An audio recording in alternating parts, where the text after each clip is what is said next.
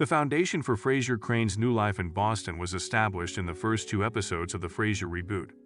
Officially making a comeback to the small screen, Kelsey Grammer plays the adored highbrow therapist. He is playing the part again for the first time in almost 20 years with the Paramount Plus reboot. Although the original Frasier was a critical and popular favorite, it was not an easy task to begin the Frasier remake because so many of the original characters were missing, which presented significant narrative challenges for Grammer and his team. Finally, they succeeded in unraveling the plot of the show, which made its premiere on Paramount Plus with a unique two-episode run. The first two episodes of Frasier's new life in Boston are The Good Father and Moving In. In addition to introducing new characters and laying out the premise of the show, the outings also give fans a rundown of Frasier's activities over the previous 20 years. It appears that he has had a varied experience consisting of both successes and setbacks. In addition, they provide some details regarding the lives of the other Cranes after he left Settle 19 years ago. As a result, the pilot episodes of the Frasier revival on Paramount Plus include a lengthy story. What happened to Martin Crane, one of the major questions surrounding the Frasier revival, is quickly addressed by Paramount Plus. The death of John Mahoney in 2018 effectively put an end to the Crane patriarch's appearance and presented a significant obstacle for the revival. In addition to acting in it, Grammer produces it. He made a pledge that the project will pay tribute to Mahoney and Martin's legacy, which it achieves in a few different ways. Frasier attended his father's funeral in Seattle, where Daphne gave a speech prior to departing for Boston. Freddie missed the most lovely part of the entire service.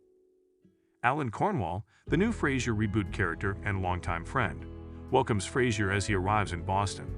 After they catch up, the duo has a chat about Martin's burial, which the show uses as an explanatory scene. But eventually the topic of Frasier's and Charlotte's relationship status came up.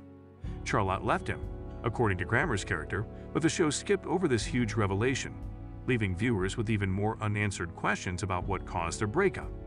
This further proves that Frasier's extravagant love gesture, following Charlotte to Chicago in the series premiere, was successful. Regretfully, too short for it to be as happily ever after. In the last episode of the original program, Frasier turned down a lucrative job offer in San Francisco to host a TV show, even though he was well-liked on the radio and had a secure financial future in Seattle.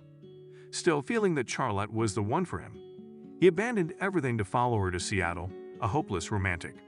Though they eventually broke up, Frasier managed to get the girl and, in addition, acquired a comparable TV job in Chicago as a host of his own show. In the reboot pilot, Frasier reiterated what seemed to be a recurring trend in his life. It was time to go again, so he did.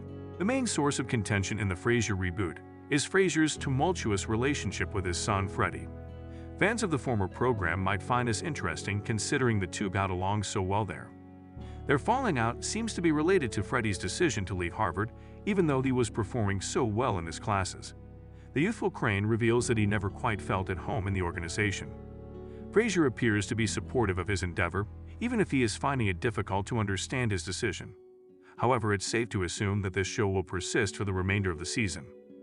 Frasier had no intention of stopping in Boston after Martin's funeral. He only does this because he agreed to give a guest lecture to Alan's Harvard class when he first asked.